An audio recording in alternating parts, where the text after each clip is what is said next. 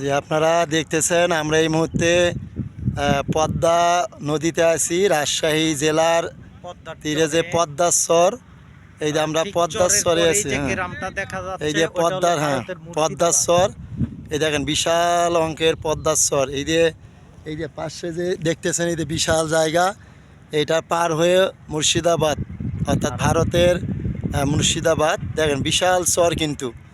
এই যে আমরা মাহমুদুল ভাই, দেখেছেন মাহমুদুল ভাই, আমি এই যে পদ্মার চরে আছি, এখন অবস্থান করতেছে। এই দেখতেছেন বিশাল চর, পিছন পাশে পুরোটাই চর। এই যে পিছন পাশে একদম ভারত, মুর্শিদাবাদ।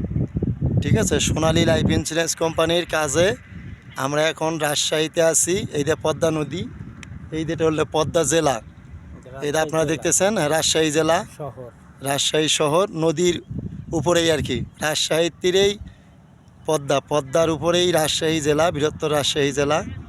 আমরা সোনালী লাইফ ইন্স্যুরেন্স কোম্পানির কাজে এখানে আসছি।